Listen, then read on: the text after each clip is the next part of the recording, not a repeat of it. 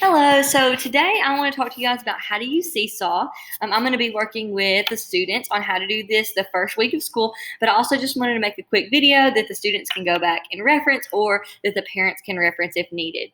So the first thing we're going to do is the login. Of course, they're going to click I'm a student, and these codes are on the yellow card that I sent home with you that has all their login. So if for some reason you don't have that, just let me know and I can send you their code. Once they put it in, they shouldn't have to keep logging in. I know it's a long code, so it should be a one-time login situation. So they're going to go ahead and log in. And once it loads, there's a lot of different things that you can do. So as you can see right now, I'm clicked on activities, and this is where I will assign specific activities for them to do. And like I said, that day I'll show them, we're going to be doing the Meet Me activity and explain that to them. There are some of them have the voice instructions, so they can click that and listen to the instructions that way. But like I said, I'll also be going over all the instructions with them before it's assigned. So whenever they get here, they can go ahead and add a response and complete the activity. So let's look at this one. So this is a sample student. So if I click add response, it's going to come up. And you can go back and look at the instructions if you need to. And it says practice reading the CVC words, press the record button, and record yourself reading the words, and then click the green check mark to turn it in. And like I said, I'm going to be adding the voice recordings, and I'll explain this to the students before they do it.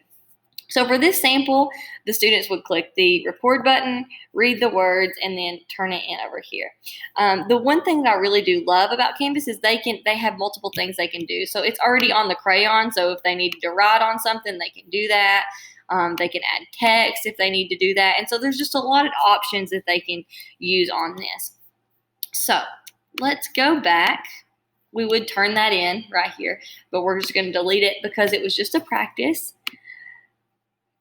So the next thing I want to show you is something we'll be using a lot, and this is called the journal. So when you click the journal, this is where your students can add their own responses. So for example, they might add a picture of the worksheet they completed, or they might add a video of them explaining things. And we'll also be doing this the first week. So when they click add, it gives them an option to add a photo, a drawing, a video, and then some things down here which we won't be using.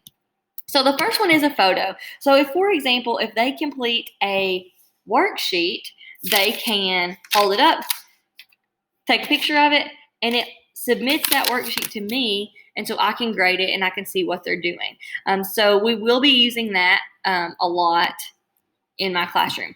Another thing they can do is a drawing, and I like this feature because there's also a microphone option, so they can record themselves. So I may assign them to make a drawing of, I don't know, maybe complete a math problem on the drawing tab, like the whiteboard. So they can complete it, and then they can also use the voice to explain to me what they did.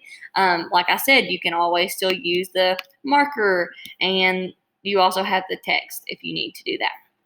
So that's another pretty cool feature that you can use. You would hit the check mark to turn it in, but I'm just going to hit the delete because, like I said, this is just an example. And the last one is a video. So the students can also record a video and send it to me. So I might ask them to record a video of them completing a math problem, and they can, show it to me on their whiteboard that I sent home, and that they can submit that video that way. So these are just some really cool ways that they can post their work, and it moves away from that paper pencil, which they'll still be completing a lot of things paper pencil or on their whiteboard, but then they can take a picture or a video and submit it to me so I can see their work.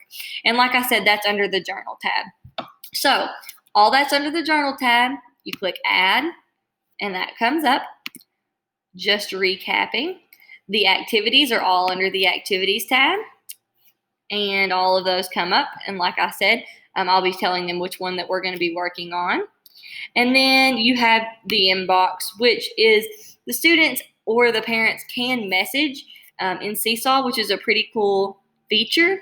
But for this class, I'm going to be using the Remind app. And so if you haven't already got on the Remind app, I've sent requests to everybody. And if for some reason a phone number's changed, just call the school and let them know, and we'll get you on the Remind app. So I hope that was a helpful overview of Seesaw, and we'll be continuing to work on it this week as school begins.